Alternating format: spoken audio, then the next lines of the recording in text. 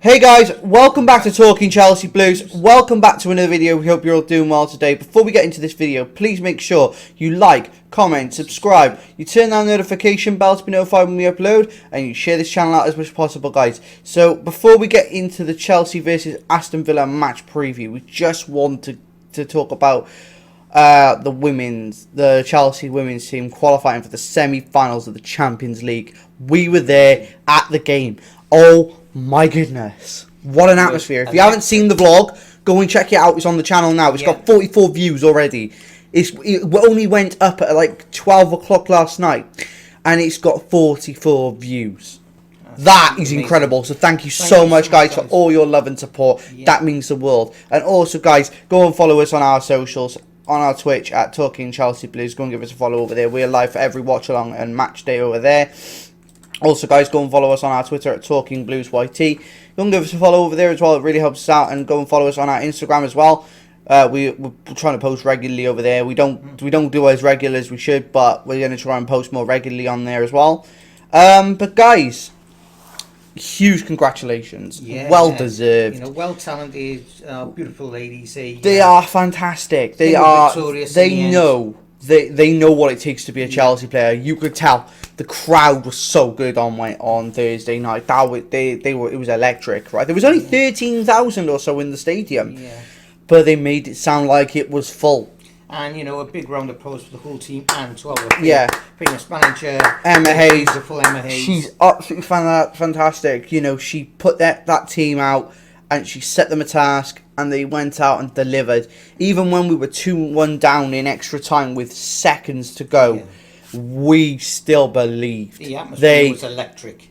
As soon as we knew that it was seconds to go, the fans started to really pick it up. And shout out to the #1 Chelsea fan at the stadium, who was there Thursday, which was Basil. Basil, if you are watching Basil, this, my man. You're a legend, mate. You know, absolutely amazing, cheering on the girls like that. And I want to take this opportunity, me and Ben myself, to thank the staff at Stamford. The actual, the staff at Stamford Bridge. So we had an issue with our tickets at the start, where we couldn't get my mum because my mum came with us along with us for that match day. You know, she's in a wheelchair and she is, physically disabled. So we had an issue of the tickets were a bit difficult, but the staff on their, the way they treat disabled people, people with disabilities, it's fantastic. Me myself being disabled, I am special needs myself, so I know that it's important to really take care of those. And Stamford Bridge, they took care of us. They put us in the best position possible. They took care of us. They made sure we were welcomed, happy, and they were well supportive of all my mum's needs. So thank you so much. Top of the rock, Chelsea. The best club. Equality and inclusion. Equality and inclusion is so important. So thank you to all the Stamford Bridge staff, all to the Chelsea staff, and a special thank you to Todd Bowley and Roman Abramovich, who led us before that, and made sure that these things were in place for people with disabilities. It is so important that we open this up to all people, because it doesn't matter whether you're disabled, whether you're a different ethnicity, from what country you're from, what culture you're from. You are all welcome at Stamford Bridge. You are all loved, and you are all fans of Chelsea, and we all go there for the one thing we love most. So, guys, massive round of applause to them. But let's get into today's match preview. It's a big one. Chelsea versus Aston Villa. After our 2-2 draw against Everton, we didn't look the greatest. I mean, look, I'm still on the fence with Potter. I want to see something different before it gets any worse, because we won 3 games in a row and then we drew 1. It could be worse. It could, we could have lost that game. But I'm telling you something now. If Potter doesn't win against Real Madrid, I don't think he's going to be surviving. I think he's done. And I think, with Nagelsmann now on the market, now Tuchel has replaced Nagelsmann at Bayern Munich, I think maybe Nagelsmann is the guy to approach. But, I think there's an opportunity there to really, if Potter doesn't show the credentials to continue managing Chelsea at the highest level, then I think it's down to them, but Todd, to say, look, we need to get this club back in an upward trajectory. And to do that, we need a manager who can really put these players in their place and manage them well, manage big egos and stuff like that. So whatever Todd Bowley's going to do next with Potter, I hope it's the right decision from Todd, and I hope that he gets the right manager in now for the next job if we are going to sack Potter. But let's just see what happens. But today we've got to get this game out of the way first. Aston Villa are a good team. They're only a few points behind us in 11th, I think. So, Dad, talk to me. Do you see Aston Villa as a threat today, or do you think we can overcome this situation and get past Villa and move on to the next? Well, with all honesty, any team is a threat to us lately. The way we've been playing, it's been quite abysmally through the season, despite a couple of wins. So we must take every game seriously. We can't afford to go out there. We've got nothing to. Be cocky about, or no. Sort of like no game is easy, no game. No.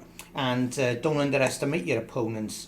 They're out there, basically to humiliate us, because we have had a humiliating season. So my advice to the manager, to the players in particular, is take a leap out of the ladies team. That should be some inspiration to you, what happened the other night. And prove us wrong. The ladies prove us wrong all the time. We think, sometimes, this is going to be a tough game. That they certainly proved us wrong the other night. I have no words about that. But prove us wrong. Potter, prove us wrong about yourself. Prove to us that you can manage this team, you can manage the egos, and you can manage the big occasion. Prove to us that you know what you're doing. Because as we're watching you, you just seem to not know what you... We seem to think you don't know what you're doing. And let me just emphasise on this. At one time we used to be top of the rock. Now we're the laughing stock. Exactly. Pull your socks up, guys. Get out there, and fight for your club, and your badge, and for your fans, who are your number one support. They pay to go there week in, week out. So why aren't you showing up for them? But that's a discussion for later. But in terms of today, guys, what do we do? How do we line up? What do we want to do? How do we want to play? Well, we need to be on the front foot. And we need to be aggressive. We need to be playing in between the lines, getting the ball into the strikers, the attackers. It's going to be it's vital that we get the goals first, because if Aston Villa score, our heads drop. So what do? Well, we think we've come up with a lineup that is more than capable of beating Aston Villa now. So let's go in and have a look at that, and we'll give you our individual thoughts. So let's get into it.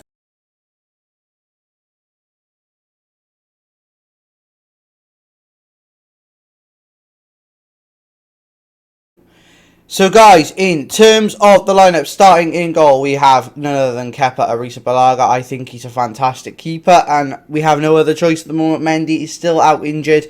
Dad, talk to me about Kepa. He's made a few mistakes the last few games, but do you think he could be better?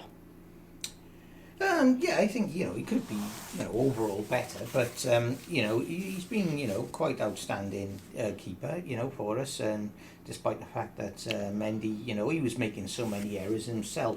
I don't think he's as severe in the mistakes as Mendy, but I'm quite happy with Kepa. When he's on his A game, he's one of the best goalkeepers in the world. So I'm happy with him in goal today, and Okay, and then moving into the back three of Trevor Chalobah, Kalidou Koulibaly, and Marco Correa. I think this back three is more than capable. I want to give Badiashile a rest. Because I think Cucurella was performing well in this position before the international break.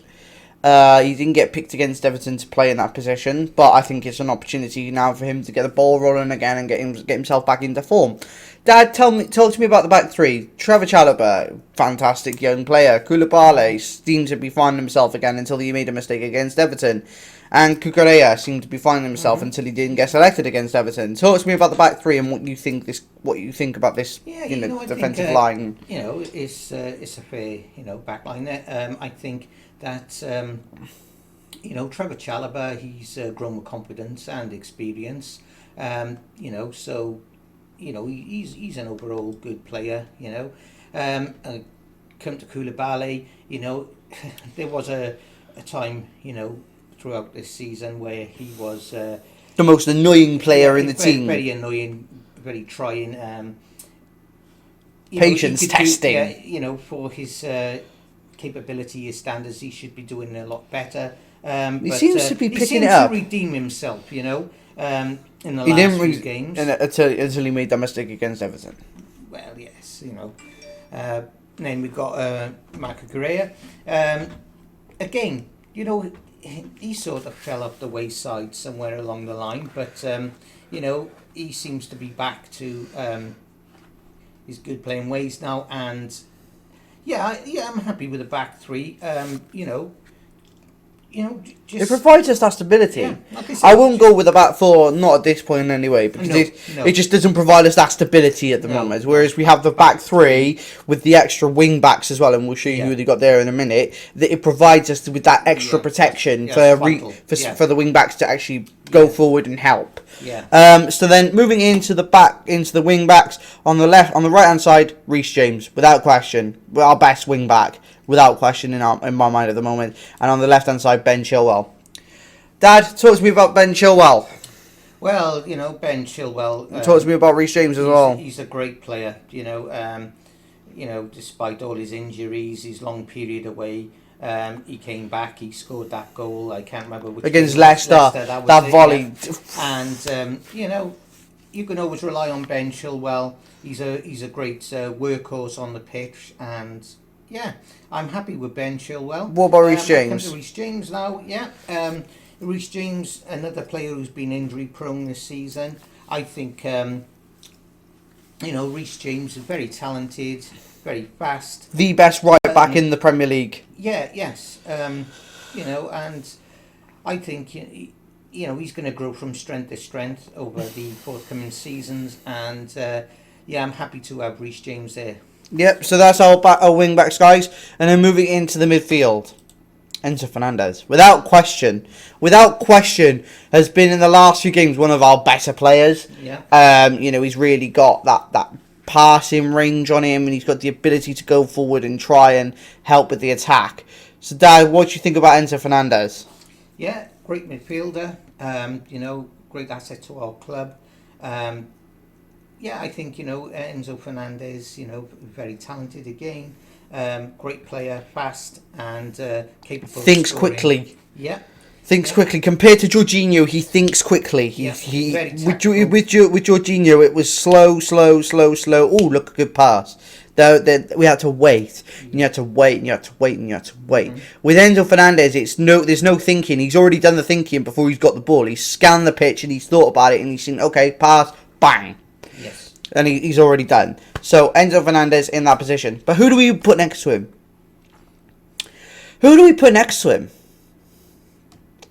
Well, I'll tell you who we put next to him. Welcome back, N'Golo Kante. Yes. The long-awaited return. The best midfielder we have. Yes. The best midfielder we have. This guy next to Enzo Fernandez could kill it. This could be the answer to our prayers in the midfield situation. We always need someone to come and clean up after things and, seek and destroy, bring the ball into our play, bring it out to the better players, Chilwell, James, Fernandez, the attackers, anyone who can get up the pitch. So Kante being that seek and destroy is the perfect idea for me. Dad, talk to me about Kante and your thoughts on him. Well, N'Golo Kante, he's got to be the best midfielder in the world, and especially during his prime. He's been missed very greatly. Sorry, in Get your the words team. out. He has great overall ability, speed. There's nothing you can take away from N'Golo Kante. Apart from his injuries, yeah, please. Yeah. It's been a long time coming, with his injuries and everything else. But, I'm so happy to have him back. And, Perfect. Well, if not the best player in the team. Yeah, so thank you. And welcome back to N'Golo Kante. Yeah. So, guys, moving into the attack. What do we do with the attack? On the right hand side, we got to go with João Felix. It's crazy. Crazy player. Very crazy good player. Dad, your thoughts on João Felix? Yeah, this is a young man, who's very talented. Great pace on him. He knows where the goal is. Very capable of scoring as well. Hits the crossbar enough for it. Like I say, another player who is sort of ahead of the strategy and the thinking. He knows exactly, how to play. And like I said, this man has got an abundance of talents and very capable of scoring for us. Happy to have him. Yep, so that's João Felix on the right hand side. On the left hand side, play him! Potter, play him! Mykhailo Mudryk, play him! He's got the talent, he's got the ability, so why aren't you playing him? Yeah. You got these two in front of this midfield, and you leave Kante and Enzo Fernandez to the midfield jobs. You give these two a bit of freedom and a bit of freedom positioning to run. You might have the answer. Yeah. But this might be the answer, to have N'Golo Kante and Enzo Fernandez in the midfield to sort out the midfield department, and then let João Felix and like a Mykhailo Mudryk go and run the show. I think this is a vital opportunity to test it. Dad, talk to me about Mykhailo Mudryk and your thoughts on him. Another great player, and he does need to be played. The amount of money we paid. £88 million. Yeah, you don't pay £88 million for the player to be sat on the bench. No, absolutely. It's a bit pathetic from Potter. Yeah, today, he's got to. I will be gobsmacked if he's not played. Why pay all that money? For an outstanding player with ability, and we know he's capable of scoring goals for us, because that's what it's all about, guys, is goals and points. And we pay for these players, let's utilise them. I don't understand why not. So I'm happy to see him there. That's if he does come on. It makes me wonder what the hell Potter is doing. Makes me wonder if Potter's actually capable of doing the job. Yeah. But guys, that's our two wingers. And then moving on into the number 9 position, Kai Havertz. He's been in goal scoring form recently. Let's let him continue. And if he can continue in this purple patch, then it's going to give him confidence. Confidence breeds confidence, guys. Yeah. Remember that. So Dad, what do you think about Kai Havertz? Yeah, Kai Havertz, it's sort of been swings and roundabouts here. I think, there's still a lot to come from Kai Havertz. He's young.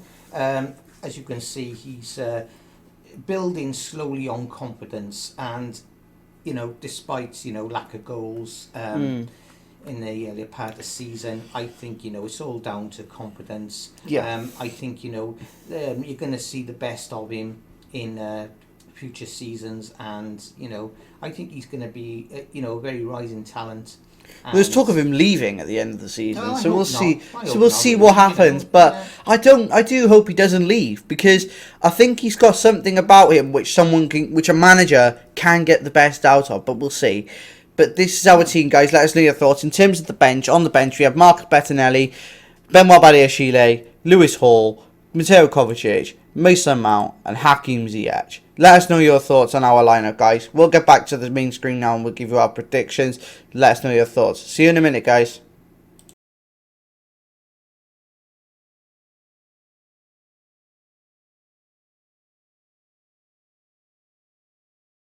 So, guys, in terms of a prediction, Dad, I'm going to let you go first. Okay, yes. Like I said, we shouldn't be conceited at all here against Aston Villa. I think they're going to come on strong today. They got a point to prove as well. So, you know, let's not drop our guard. Let's go out there, you know, and play, you know, as Chelsea and get a win. I am predicting today a 2-0 win for Chelsea. Okay, and what about the goal scorers? Who do you think's going to score? I think if he plays, it would be Mudryk. Okay. Would score, yeah, and I do look for Kai Havertz to score a goal as well. Okay, so in terms of prediction from me, guys, I'm going Chelsea 3, Aston Villa 1. I think there's a real chance that we can really turn up the heat on Aston Villa today. If we play to our best abilities with Kante back, I think there's an opportunity there to really take some initiative in this game and really drive it home that we are going to be back soon, as you know, and we can try and develop something. But that's if Potter plays him and Potter plays this squad to the best of its abilities. But in terms of goal scorers, I'm going to say Mudryk. I'm going to say Enzo Fernandez to get his first Chelsea goal. And I'm going to say Kai Havertz to get a goal as well. But guys, let us know your predictions in the comment section below. We'd love to hear from you. Let us know your thoughts on the lineup. Let us know if you make any changes. We'd love to hear from you on that too. Guys, make sure you go and follow us on all our socials. Twitter, Twitch, Instagram. You know, go and follow us over there. Make sure you like, comment, subscribe, turn on notification bell icon on to be notified when we upload. Share this channel out as much as possible, guys. And we will see you later for the watch along. We will be live at 5 p.m. UK time. Come and join us. We'd love to have you with us. See you there, guys. Bye.